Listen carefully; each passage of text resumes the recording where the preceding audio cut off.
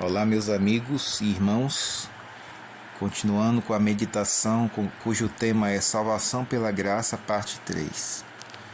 Davi queria a salvação de graça. As suas palavras textuais são estas. Verso 4: Salva-me por tua graça. Davi ora por salvação pela graça.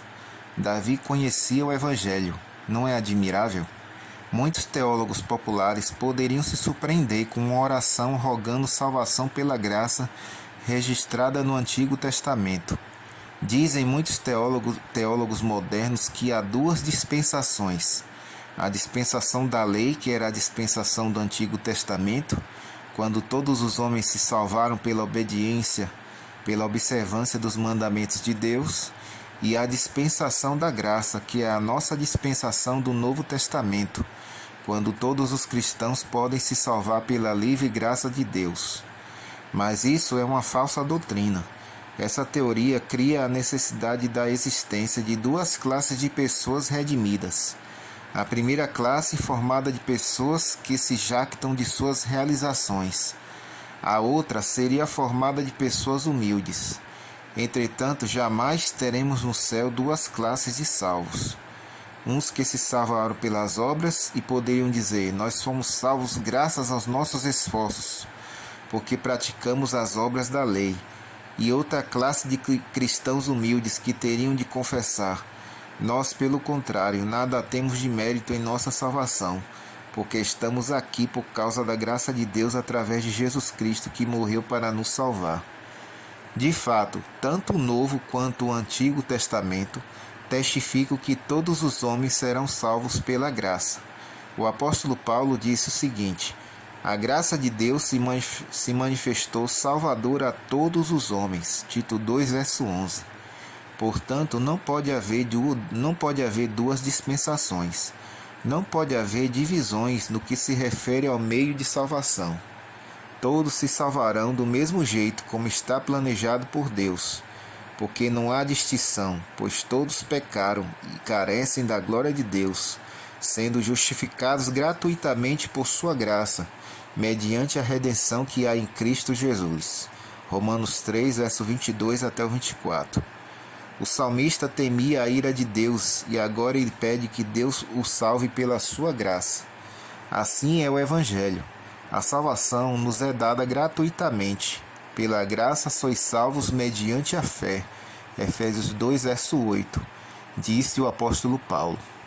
Como você se sente quando eu falo da graça? Será que as cordas da sua alma vibram de emoção pela graça maravilhosa de Deus? Você sente o coração cheio de esperança? Então Davi argumenta com Deus no verso 5 o seguinte: ele dá uma razão porque deveria ser salvo, pois na morte não há recordação de ti, no sepulcro quem te dará louvor? Davi dirige uma pergunta poderosa para Deus: Senhor, se eu morrer, como poderei continuar a te louvar? Como poderei me lembrar dos teus poderosos feitos? Aqui temos um dos segredos da oração eficaz. Quando você orar e pedir salvação, argumente com Deus nos seus termos e diga: Senhor, salva-me por tua graça, porque se eu morrer, não poderei continuar te louvando. E Deus atenderá a sua oração, pois esse é um argumento muito forte que fere a sensibilidade do próprio Deus. Se quiser ser atendido, use os argumentos que Deus inspirou. Na morte não há recordação de ti.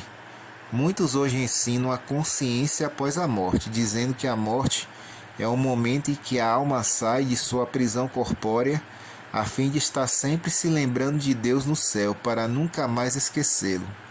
Mas se isso fosse verdade, a morte seria uma bênção, procurada pelos filhos de Deus como um meio de recordar Deus por toda a eternidade. Mas o salmista diz exatamente o contrário: na morte não há recordação de ti. Na morte não há consciência de Deus, portanto ele quer ser livrado da morte. Davi não cria na imortalidade da alma.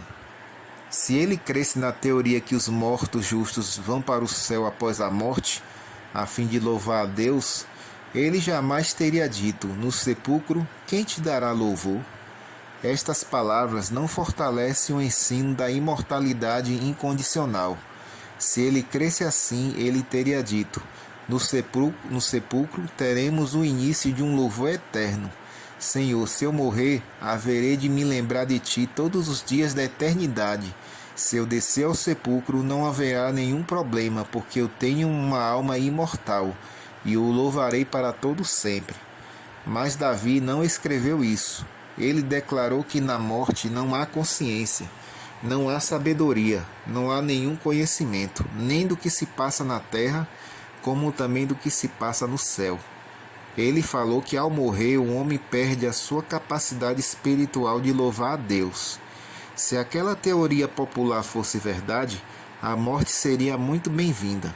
Mas a morte não é a libertação da alma que se desprende do corpo para festejar sua liberdade, a fim de subir ao céu e dar ao crente a oportunidade de louvar a Deus no paraíso eternamente. A morte é uma maldição que o pecado trouxe, da qual somos salvos pela graça de Deus. Davi não ensina a imortalidade da alma. A única coisa deste salmo que ele ensina sobre a natureza do homem é que a sua alma está profundamente perturbada, que seu espírito está debilitado e que os seus ossos estão abalados fisicamente. Ele sentia a aproximação da morte, mas não pôde dizer que logo iria louvar a Deus no céu, eternamente, porque não cria nisso, e nem podia crer, por não ser verdade. Portanto, ele ensina muito mais a fragilidade da alma do que a sua imortalidade. O cansaço. Davi estava cansado de tanto gemer. Davi sentia sua alma cansada dos resultados fatais do pecado, que inclui o gemido da alma. Isso também pode acontecer com você. O cristão também está cansado de tanto gemer. O apóstolo Paulo disse o seguinte: também nós que temos as primícias do Espírito, igualmente gememos em nosso íntimo, aguardando a adoção de filhos, a redenção do nosso corpo. Romanos 8, verso 23. Os cristãos sentem os impulsos da natureza pecaminosa, as insinuações da carne, e muitas vezes cometem pecado e gemem. Isso mesmo, possuindo as primícias do Espírito Santo, os seus primeiros frutos da salvação. Portanto, aguardamos o dia em que teremos o nosso corpo redimido, transformado. Estamos cansados de tanto gemer pelos nossos pecados e pelos de outros irmãos e pelos do mundo. Mas logo virá o dia de Cristo. Davi estava cansado das noites indormidas. Verso 6 diz: todas as noites faço nadar o meu leito, de minhas lágrimas o alago. Ele tinha insônia e muitas vezes era surpreendido com muitas lágrimas. Davi usa uma figura de linguagem chamada hipérbole, que ocorre no texto quando o autor fala com exagero figuradamente. Como disse Olavo Bilac certa vez: rios te correrão dos olhos se chorares. Todas as noites, disse salmista, um famoso artista grego, artista do balé, festejado em todo o mundo como um dos maiores artistas do balé internacional, em palavras dramáticas traduziu a angústia de seu espírito quando ele disse o seguinte: todas as noites me inquieto e não durmo. Jamais tenho me encontrado sozinho sem que as minhas mãos tremam, sem que os meus olhos se encham de lágrimas, sem que meu coração se angustie. E completava, não tenho paz. Davi estava cansado de tantas mágoas. Os relacionamentos de Davi eram muito complicados, porque ele era rei, profeta, pai e esposo. Ele era um líder espiritual do povo de Deus. Ele, certamente ocupando essa posição, ele tinha muitos adversários e inimigos. Ele transparecia em seus olhos as mágoas produzidas por tantos adversários. Ele se sentia amortecido e velho, desprezado e infeliz, vitimado pela mágoa da ingratidão. Davi continua a sua queixa e desabafa no Salmo 6, verso 7, dizendo o seguinte: meus olhos de mágoa se acham amortecidos, envelhecem por causa de todos os meus adversários. Os olhos são um reflexo do corpo inteiro. Se o corpo está abatido e fraco, certamente isso será visto nos olhos. Davi estava envelhecendo prematuramente, mais rápido do que ele esperava. Seus olhos não enxergavam mais com a lucidez da juventude. Sua cabeça se enchia de cabelos brancos. Seus braços não tinham mais a força digna de heróis. Ele se sentia fraco, abatido e velho. Por que isso? Por causa dos meus adversários, disse ele. As suas ameaças, as suas perseguições, as suas calúnias, as suas traições, tudo isso conspirava contra a saúde de Davi. Mas quantos eram seus adversários?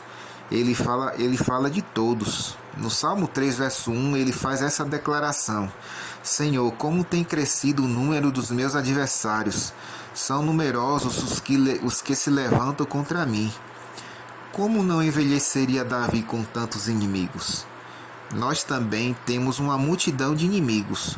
Lutero enfrentou milhares de demônios em sua grande obra de reforma, conspirando contra ele e seu trabalho, e ele sentiu a presença desses demônios que procuravam matá-lo. No dia 6 de março de 1521, Lutero foi intimado a comparecer perante a Dieta Imperial em Worms, sendo-lhe assegurado salvo-conduto. Então, quando ele ia chegando àquela cidade, ele disse: ainda que houvesse em Worms tantos demônios como a telha sobre as casas, contudo lá entrarei. Nós sabemos que muitos deles estão prontos para nos desanimar e nos derrotar e até nos fazer envelhecer prematuramente. Certeza. A quarta coisa que aconteceu a Davi e pode acontecer com você foi a certeza. Primeiro, certeza de boas companhias. Davi sabe o que são boas companhias e toma providências para que as más companhias não se acheguem a ele. Davi queria ter a certeza de que os seus amigos eram sinceros, primeiramente com Deus.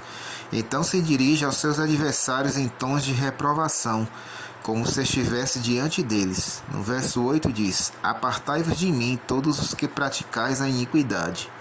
Este é o segredo para você ter boas companhias. Escolher os que são amigos de Deus, e quando os pecadores quiserem seduzir-te, pode dizer para eles com determinação, sem nenhum receio: apartai-vos de mim, os que praticais a iniquidade. Essas palavras servem para que saibamos escolher as nossas amizades. O perigo das más companhias é sempre muito grande, especialmente para a juventude, mas também para todos. Segunda coisa, certeza do juízo. Davi profeticamente antecipou as palavras que serão pronunciadas no futuro. Cristo as usou no seu famoso Sermão do Monte, ao se referir aos perdidos no dia do juízo, que pretensamente faziam a obra de Deus, mas a realizavam hipocritamente.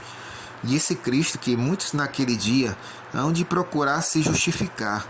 Então lhes direi explicitamente: nunca vos conheci, apartai-vos de mim, os que praticais a iniquidade. Mateus 7, versos 22 e 23. De fato, os ímpios dentre o povo de Deus não prevalecerão no juízo. Não podemos pertencer ao mundo e ao reino de Cristo. Todos quantos não querem abandonar o pecado, todos que se apegam ao pecado, ouvirão um dia as palavras da eterna reprovação divina: apartai-vos de mim, os que praticais a iniquidade. Essas palavras foram muito próprias para os inimigos de Davi em seu tempo. Muitos deles reconheceram que estavam em um caminho perigoso ao se colocarem contra o rei de Israel e se arrependeram de suas rebeliões. Outros continuaram em sua teimosia e foram mortos no início do reino de Salomão. Certeza da salvação.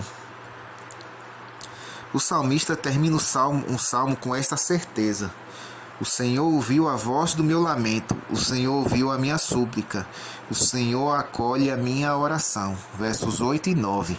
Davi tinha orado: Senhor, salva-me por tua graça. Agora ele declara a certeza de sua salvação: o Senhor me ouviu. No início do Salmo 5, o salmista pede por 3 vezes que a sua oração seja atendida. No final do Salmo 6, ele afirma que Deus atendeu a sua oração, e ele repetiu num paralelismo tríplice: Davi poderia dizer com certeza que Deus atendia às suas orações. Ana podia dizer: o Senhor ouviu a minha súplica, e eu tive o meu filho Samuel. Daniel podia dizer: o Senhor ouviu a minha súplica, e nos revelou o sonho de Nabucodonosor e nos livrou da morte. Pedro podia dizer: o Senhor ouviu a minha súplica, e me salvou da fúria da tempestade. Nós também podemos dizer: o Senhor ouviu a minha súplica, e agora estamos salvos do pecado e da morte, e temos a esperança da salvação e a certeza da vida eterna, porque a oração que Deus atende mais prontamente é a súplica por salvação pela graça e misericórdia. Você também possui esta certeza? Deus ouve as suas orações? Se isso não acontece, você pode saber por quê? Há alguma coisa que você pode mudar a fim de conseguir as respostas para a sua oração? Você tem certeza? Você tem essa certeza? Você já passou pelo medo, pela salvação, pelo cansaço e pela certeza? Você está baseado na graça de Jesus Cristo para a sua salvação? Tem o sangue de Cristo para libertá-lo? Se não, por que não dizer: Senhor, tem compaixão de mim? Se você tem a certeza da salvação em Cristo Jesus, vamos orar neste momento. Ó Pai, concede a essa pessoa que está ouvindo esse áudio a certeza da salvação, Pai, que o Senhor efetuou em nosso favor ao morrer na cruz. Que o Senhor nos ajude a nos apegarmos a esta graça. Em nome de Jesus, amém.